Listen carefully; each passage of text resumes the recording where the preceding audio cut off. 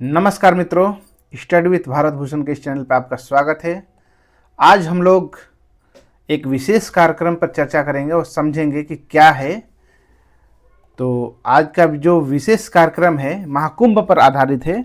और महाकुंभ क्यों मनाया जाता है, कहाँ से शुरुआत हुआ, उसकी क्या वर्तमान समय में प्रासंगिकता क्या है, और इतने सारे श्रद्धालुगण को, भक्तगण को या वीवीआईपी को कैसे मैनेज किया जाता है, आइए हम लोग उसके बारे में चर्चा करते हैं। तो ये महाकुंभ पर कुछ विशेष फोटो आप देख पा रहे होंगे।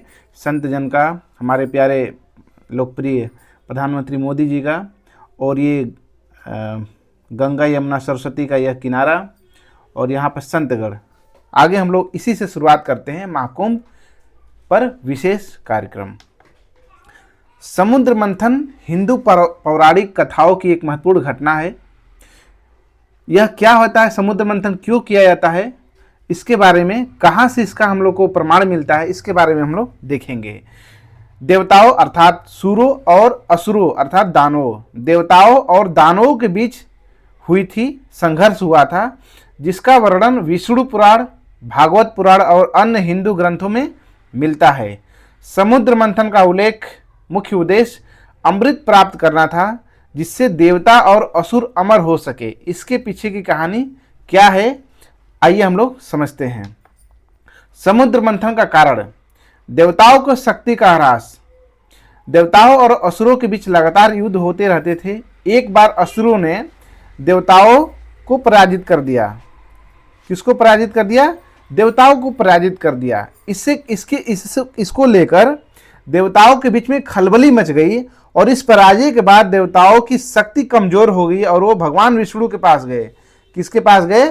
भगवान विष्णु जी के पास गए, और उन्होंने इसका समाधान पूछा कि कैसे हम लोग मजबूत हो सकते हैं, इसका समाधान क्या है, जो कि उनकी शक्ति कमजोर होती जा रही थी।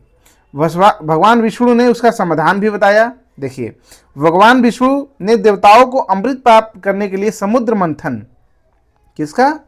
समुद्र मंथन का करने का सुझाव दिया। लेकिन चूंकि समुद्र मंथन करना इतना आसान नहीं था, उसके लिए ऐसा नहीं कि सिर्फ और सिर्फ देवता ही कर सकते थे। इसके लिए अमृत पीने से देवता अमर हो जाते और उन्हें असुरों पर विजय प्राप्त हो सकती थी। इसलिए समुद्र मंथन का सुझाव भगवान विष्णु जी ने दिया। लेकिन चूंकि समुद्र मंथन इतना आसान कार्य नहीं था, इसके लिए असुरों का भी सहयोग होना उसमें मुमकिन था, तभी वो समुद्र मंथन संभव हो सकता था। समुद्र मंथन एक बहुत कठिन कार्य था, जिससे देवता अकेले नहीं कर सकते थे। विष्णु जी ने असुरों को भी इसमें शामिल होने के लिए राजी किया। असुर अमृत प्राप्त करने के लालच में तैयार हो गए। किसके लालच में तैयार हो गए? अमृत प्राप्त करने के लालच में तैयार हो गए। चाहे वो देवता हो या असुर हो, दोनों ही अपने आप को अमर होना चाहते थे, अमर करना चाहते थे। इसके लिए समुद्र मंथन में दोनों, चाहे सुर हो असुर हो, दोनों ही तैयार हो गए। आगे देखते हैं। मथनी के लिए सामग्री। अब चूंकि समुद्र मंथन की बात किया जा रहा है, तो वह कैसे मथा जाएगा? जब हम अपने घर में भी देखते हैं कि मंठा तैयार किया जाता है, अर्थात घी निकाला जाता है, उसके लिए मथनी की सामग्री होती है ना। उसके लिए सामग्री क्या क्या उपस्थित किया गया, क्या क्या किया गया? मंदराचल पर्वत है, उसको जो है मथनी के रूप में प्रयोग किया गया। मंथन के लिए मंदराचल पर्वत को मथनी के रूप में उपयोग किया गया। वासुकी नाग को रस्सी के रूप में इस्तेमाल किया गया, और समुद्र को जो है क्षीर सागर, जैसे दूध दही को मथा जाता है, दूध को मथा जाता है, उसके रूप में समुद्र को प्रयोग किया गया। समुद्र मंथन से कुछ वस्तुएं निकली, 14 वस्तुएं निकली, जो बहुमूल्य हैं और हमारे दैनिक जीवन में भी उसका उपयोग है। आइए उसके बारे में हम लोग समझते हैं। देखिए, लक्ष्मी अर्थात देवी लक्ष्मी धन, ऐश्वर्य और सौभाग्य की देवी है। समुद्र मंथन से निकलने के बाद देवी लक्ष्मी ने भगवान विष्णु को अपना स्वामी चुना। तो सबसे पहला जो उसमें से रत्न निकला, लक्ष्मी जी निकली, और स्वामी किसको चुनी? भगवान विष्णु जी को। दूसरा है कामधेनु गाय, अर्थात इच्छा पूर्ति वाली गाय है, दिव्य गाय जिसे सभी इच्छाओं को पूरा करने वाली माना जाता है। यह ऋषियों और मुनियों को समर्पित की गई। यह किसे दी गई? ऋषियों और मुनि को दे दी गई। ऐरावत दिव्य हाथी भगवान इंद्र का श्वेत हाथी है। यह देवताओं के राजा इंद्र के वाहन के रूप में प्रतिष्ठित हुआ। इंद्र किसको, ऐरावत किसको मिला? भगवान इंद्र को मिला। अगला जो वस्तु निकला, बहुमूल्य वस्तु, उच्छय श्रवा दिव्य अश्व जिसको बोला जाता है। यह सफेद रंग का 7 सिरों वाला घोड़ा, इसे असुरों ने अपने पास रखा। कौस्तुंभ मणि यह अद्भुत रत्न भगवान विष्णु ने धारण किया। इसे समृद्धि और दिव्यता के प्रतीक माना जाता है। छठवां जो है आपका पारिजात वृक्ष, स्वर्ग का दिव्य फूलों का पेड़ जो सदैव फूलों से लदा रहता है। इसे देवताओं के स्वर्ग में स्थापित किया गया। और सातवां जो निकला आपका बहुमूल्य रत्न, शंख निकला, पवित्र शंख, भगवान विष्णु ने इसे धारण किया। शंख का उपयोग धार्मिक अनुष्ठानों में होता है। अगला आपका रत्न निकला चंद्रमा, चंद्रदेव चंद्रमा समुद्र मंथन से उत्पन्न हुए। भगवान शिव ने इसे अपने मस्तक पर धारण किया। और नौवां जो निकला आपका वरुण कुंभ, अमृत कलश, अमृत से भरा हुआ यह कलश देवताओं और असुरों के बीच विवाद का मुख्य कारण बना। अंततः देवताओं को यह अमृत कलश प्राप्त हुआ। विष जिसको हलाहल बोला जाता है, समुद्र मंथन से सबसे पहले हलाहल विष निकला। भगवान शिव ने इसे पी लिया, संसार को बचाया। इससे उनका गला नीला हो गया और इसीलिए इनको भगवान शिव को नीलकंठ कहा गया। अगला जो वस्तु निकला अप्सराएं निकली, दिव्य नर्तकियां, दिव्य सुंदरियां जो स्वर्ग में नृत्य और मनोरंजन के लिए प्रसिद्ध हुई। रंभा, यह विशेष अप्सरा समुद्र मंथन से उत्पन्न हुई। इसे भी स्वर्ग में स्थान दिया गया। और 13वां जो आपका निकला आयुर्वेद के जनक माने जाने वाले भगवान धन्वंतरी समुद्र मंथन में अमृत कलश लेकर प्रकट हुए। तो कलश लेकर प्रकट हुए धन्वंतरी जी, और इन्हें चिकित्सा का देवता माना जाता है। देखिए आगे हम लोग देखते हैं जो 14वां रत्न निकला कालकूट विष। यह अत्यंत जहरीला पदार्थ था जिसे भगवान शिव ने अपने कंठ में धारण किया। यह तो हुआ समुद्र मंथन से निकली हुई बहुमूल्य वस्तुएं। अब जरा देखते हैं क्या है इनका जीवन में महत्व, क्या है वर्तमान समय में हमारे दैनिक जीवन में इनका महत्व क्या है। समुद्र मंथन से प्राप्त 14 रत्न केवल पौराणिक कथाओं का हिस्सा नहीं, बल्कि यह मानव जीवन में आध्यात्मिकता, धन, स्वास्थ्य और प्रकृति की महत्ता को दर्शाते हैं। अमृत की रक्षा और विवरण, अमृत की रक्षा कैसे हुआ, कैसे किया गया, उसका विवरण देखते हैं हम लोग। अमृत की रक्षा, जब अमृत कलश निकला तो देवता और असुर इसे प्राप्त करने के लिए लड़ने लगे। इस दौरान भगवान विष्णु ने मोहिनी अवतार लेकर अमृत को असुरों से बचाया। इस प्रकार यह जो हम चित्र देख पा रहे हैं, एक तरफ असुर एक तरफ सुर, और यह समुद्र मंथन हो रहा है, देख पा रहे हैं इस चित्र में, दुर्लभ चित्र है। ठीक है, आगे हम लोग देखते हैं। 4 स्थानों पर अमृत की बूंदें गिरी। जब वो झड़प हो रही थी, देवताओं और असुरों में झड़प हो रही थी कलश के लेकर, अमृत बूंद को लेकर, अमृत को लेकर, तभी जो है 4 स्थानों पर उसकी कुछ बूंद गिरी। जैसे पौराणिक कथाओं के अनुसार अमृत की कुछ बूंदें 4 स्थानों पर गिरी। कौन कौन से स्थान है? प्रयागराज, हरिद्वार, उज्जैन, नासिक। यही कारण है कि महाकुंभ मेले का आयोजन इन 4 स्थानों पर होता है। महाकुंभ, अभी हमने बात किया, महाकुंभ, कुंभ अर्थात घड़ा को मथा गया, और मेले का अर्थ है मिलने का स्थान, वह स्थान जहां पर समय समय पर मेला लोगों का मिलने का स्थान होता है। एक दूसरे से हम लोग आपस में बात विचार कर सकते थे, उसी के लिए महाकुंभ कहा गया। ऐतिहासिक संदर्भ क्या है इसका? महाकुंभ मेले का उल्लेख पुराणों में मिलता है, खास तौर पर स्कंद पुराण, भागवत पुराण और महाभारत के में इसका वर्णन किया गया है। चीनी यात्री ह्वेनसांग ने 7वीं शताब्दी में भारत यात्रा के दौरान प्रयागराज में आयोजित मेले का वर्णन किया था, जिसे आज महाकुंभ मेला माना जाता है। मध्यकालीन की बात करें अगर, मध्यकालीन भारत में भी महाकुंभ मेले की परंपरा जारी रही। मुगल सम्राट अकबर ने प्रयागराज को इलाहाबाद नाम दिया और संगम क्षेत्र को पवित्र स्थल के रूप में मान्यता दी। आगे देखते हैं हम लोग आध्यात्मिक और धार्मिक परंपरा। महाकुंभ मेला हिंदू धर्म के साधु संतों और अखाड़ों के लिए विशेष महत्व रखता है।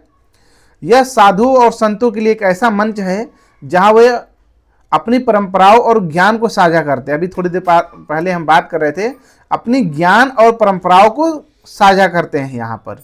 आधुनिक काल में महाकुंभ, ब्रिटिश काल 19वीं शताब्दी में ब्रिटिश शासन के दौरान महाकुंभ मेले का आयोजन अधिक व्यवस्थित रूप से किया जाने लगा और स्वतंत्रता के बाद, भारत की स्वतंत्रता के बाद महाकुंभ मेला दुनिया का सबसे बड़ा धार्मिक आयोजन बन गया। यूनेस्को ने भी इसको मान्यता दिया। 2017 में कुंभ मेले को मानवता की अमूर्त सांस्कृतिक धरोहर, क्या बोला है? मानवता की अमूर्त सांस्कृतिक धरोहर के रूप में यूनेस्को की मान्यता मिली। महाकुंभ मेले की विशेषता है, कुछ देखते हैं हम लोग। धर्म और संस्कृति का संगम, यह केवल स्नान का पर्व नहीं बल्कि यह भारतीय धर्म, संस्कृति और आध्यात्मिकता का प्रतीक है। सामाजिक समरसता, यहाँ जाति, धर्म और वर्ग भेद को भूलकर लोग एक साथ आस्था प्रकट करते हैं, एक ही तट पर स्नान करते हैं, एक ही तट पर प्रसाद ग्रहण करते हैं। यह सामाजिक समरसता का एक अभूतपूर्व उदाहरण है। महाकुंभ मेले का समय क्या है? महाकुंभ मेला हर 12 साल में एक बार होता है। इन स्थानों पर 6 साल में अर्धकुंभ और 3 साल में एक बार माघ मेला का भी आयोजन होता है। ज्योतिष महत्व भी है कुछ महाकुंभ मेले का। इस मेले का आयोजन ग्रहों के विशेष स्थिति के आधार पर होता है। सूर्य, चंद्रमा और बृहस्पति की विशेष स्थिति के अनुसार इसकी तिथियां निर्धारण होता है। महाकुंभ स्थान की प्रमुख तिथियां, जो तिथियां निर्धारण होता है उसकी प्रमुख तिथि भी है। महाकुंभ मेले में प्रमुख स्नान तिथियों को शाही स्नान या पवित्र स्नान कहा जाता है। ये तिथियां निम्नलिखित इस प्रकार है। मकर संक्रांति, मकर संक्रांति कुंभ मेले का पहला स्नान या शाही स्नान माना जाता है। इस दिन सूर्य मकर राशि में प्रवेश करता है। दूसरा स्नान है आपका पौष पूर्णिमा, आध्यात्मिक आरंभ का दिन, जब बड़ी संख्या में श्रद्धालु स्नान करने आते हैं या स्नान करते हैं। तीसरा है आपका मौनी अमावस्या, सबसे बड़ी महत्वपूर्ण स्नान तिथि है, जिसे महास्नान भी कहा जाता है या महाशाही स्नान भी कहा जाता है। इस दिन साधु संत, अखाड़े, लाखों श्रद्धालु स्नान करने आते हैं या करते हैं। वसंत पंचमी, ज्ञान और विद्या की देवी सरस्वती को समर्पित है यह स्नान। माघी पूर्णिमा, पूर्णिमा के दिन किया जाता स्नान विशेष रूप से पुण्य प्रदान करता है। महाशिवरात्रि, जो समापन का भी दिन होता है। कुंभ मेले का समापन स्नान, भगवान शिव को समर्पित इस दिन स्नान से अद्भुत पुण्य प्राप्ति होती है। भगवान शिव, पवित्र स्नान का धार्मिक लाभ भी है। पापों का क्षय, गंगा, यमुना, सरस्वती जैसी पवित्र नदियों में स्नान करने से पाप नष्ट हो जाते हैं। पुनर्जन्म से मुक्ति, कुंभ स्नान आत्मा को शुद्ध करता है और मोक्ष का मार्ग प्रशस्त करता है। ईश्वर की कृपा, स्नान के साथ पूजा अर्चना से ईश्वर की कृपा प्राप्त होती है। सकारात्मक ऊर्जा, यह स्नान शरीर, मन और आत्मा को सकारात्मकता से भर देता है। महाकुंभ मेला का यह कुछ दृश्य है। इस प्रकार ये साधु संत पीपा पुल से जाते हुए दर्शन करने के लिए, स्नान करने के लिए, शाही स्नान करने के लिए। आगे हम लोग देखते हैं महाकुंभ के दौरान पवित्र नदियाँ, कौन कौन सी नदियाँ पवित्र नदियाँ हैं महाकुंभ में। जहां पर ये बूंद अमृत की बूंदें गिरी थी। पहला है प्रयागराज, गंगा यमुना और सरस्वती का संगम प्रयागराज। हरिद्वार गंगा नदी, उज्जैन क्षिप्रा नदी के तट पर मनाया जाता है। और नासिक गोदावरी नदी के तट पर नासिक में महाकुंभ का आयोजन होता है। उज्जैन में क्षिप्रा नदी के तट पर, हरिद्वार में गंगा नदी के तट पर और प्रयागराज में गंगा यमुना और सरस्वती नदी के तट पर महाकुंभ का आयोजन किया जाता है। महाकुंभ मेले का प्राकृतिक महत्व क्या है? हमने अभी देखा सांस्कृतिक और आध्यात्मिक महत्व उसका देखा, इसका प्राकृतिक महत्व के बारे में भी हम लोग समझेंगे। महाकुंभ मेला केवल धार्मिक और सांस्कृतिक दृष्टिकोण से महत्वपूर्ण नहीं है, बल्कि इसका प्राकृतिक महत्व भी गहरा है। यह आयोजन भारतीय उपमहाद्वीप की नदियां, पर्यावरणीय प्राकृतिक साधनों को महत्व को रेखांकित करता है। महाकुंभ मेले का प्रकृति महत्व निम्नलिखित बिंदुओं में समझाया जा सकता है। देखिए, महाकुंभ जो है, कोई भी मेला या महाकुंभ हो या कोई भी बृहद मेला है, यह जल या अर्थात नदियों या समुद्र के पास निकट जो है स्थापित किया जाता है या मनाया जाता है। क्यों? क्योंकि मानव का या जीव का प्रादुर्भाव जो है जल से हुआ है और जल को संरक्षित करने के लिए, संरक्षण प्रदान करने के लिए कई प्रकार के इसका आयोजन किया जाता है। आइए हम लोग बात करते हैं नदियों का संरक्षण और स्वच्छता। गंगा यमुना और सरस्वती का संगम प्रयागराज में महाकुंभ मेला गंगा यमुना और अदृश्य सरस्वती नदियों के संगम पर आयोजित होता है। ये नदियां भारत की करोड़ों लोगों की जीविका, जल आपूर्ति, कृषि के लिए जीवन रेखा है। मेले के दौरान इन नदियों की सफाई, संरक्षण के लिए विशेष प्रयास किए जाते हैं। नदी पुनर्जीवन, जल है तो जीवन है। हरिद्वार, उज्जैन और नासिक जैसे स्थानों पर भी नदियों की स्वच्छता को प्राथमिकता दी जाती है। पारिस्थितिकी संतुलन, महाकुंभ मेला लाखों लोगों को नदियों और प्राकृतिक संसाधनों की महत्ता का एहसास कराता है। यह आयोजन पारिस्थितिक संतुलन बनाए रखने और जल स्रोतों की सुरक्षा का संदेश देता है। जैव विविधता का संरक्षण, आवासीय क्षेत्र, गंगा और अन्य नदियां विभिन्न जलीय प्रजातियों निवास स्थान जैसे गंगा डॉल्फिन, कछुए और मछलियां का स्थान है। मेले के दौरान इन प्रजातियों के संरक्षण के लिए विशेष कदम उठाए जाते हैं। वनस्पति और जीव संरक्षण, नदियों के किनारे की वनस्पति और पारिस्थितिकी तंत्र को बनाए रखना महाकुंभ मेले की गतिविधियों का अप्रत्यक्ष हिस्सा है। जल का महत्व, महाकुंभ मेला नदियों के महत्व और जल संरक्षण का संदेश देता है। यह आयोजन जल के प्रति श्रद्धा, आदर की भावना को प्रोत्साहित करता है। पारंपरिक ज्ञान और पर्यावरण, महाकुंभ मेला भारत की प्राचीन परंपराओं, पर्यावरणीय ज्ञान का प्रतीक है। यह आयोजन प्राकृतिक संसाधनों के सम्मान और उनके टिकाऊ उपयोग का संदेश देता है। सांस्कृतिक और प्राकृतिक एकीकरण, नदियों और उनके आसपास की भूमि केवल धार्मिक दृष्टि से नहीं बल्कि सांस्कृतिक और पारिस्थितिकी दृष्टि से महत्वपूर्ण है। महाकुंभ मेला इन दोनों पहलुओं को जोड़ता है। प्रकृति के प्रति लोगों की जिम्मेदारी को बढ़ाता है, प्रदूषण और जागरूकता पर भी बल देता है। मेले के दौरान प्लास्टिक, अन्य कचरे प्रबंधन के लिए विशेष कदम उठाए जाते हैं। यह आयोजन जल प्रदूषण, कचरा प्रबंधन के प्रति जागरूकता फैलाता है।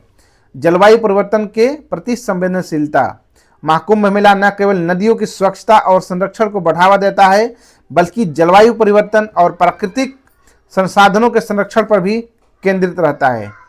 और इस प्रकार हम लोग कुंभ के बारे में आज निष्कर्ष पे पहुंचते हैं कि महाकुंभ मेला न केवल धार्मिक आयोजन नहीं बल्कि यह प्राकृतिक पर्यावरण के प्रति हमारी जिम्मेदारी का प्रतीक भी है। नदियों की स्वच्छता, जल संरक्षण, जैव विविधता का संरक्षण और पारिस्थितिकी संतुलन बनाए रखना इस आयोजन का प्रमुख प्राकृतिक महत्व है। यह मेला भारत की प्रकृति धरोहर को सुरक्षित रखने और उसके प्रति सम्मान का संदेश देता है। आइए हम लोग इस महाकुंभ पर कुछ विशेष पिक्चर्स जो वहाँ पर दर्शन करने के लिए, स्नान करने के लिए, शाही स्नान करने के लिए पहुँचे हुए थे हमारे माननीय मोदी जी, उत्तर प्रदेश के मुख्यमंत्री योगी आदित्यनाथ जी और यहाँ पर देखेंगे हमारे महामहिम राष्ट्रपति जी भी यहाँ पर डुबकी लगाई महाकुंभ में। महाकुंभ पर कुछ विशेष इस प्रकार साधु संत, आम श्रद्धालुगण, भक्तगण, यह दृश्य जो दिखाता है आपका रात का दृश्य, कैसे मनोहर दृश्य लग रहा है, यह त्रिवेणी का संगम, और इस प्रकार से और कुछ नाव से यात्रा करते हुए लोग। भारत सरकार की तरफ से उत्तर प्रदेश की यह सांस्कृतिक विभाग की यह झलकी है।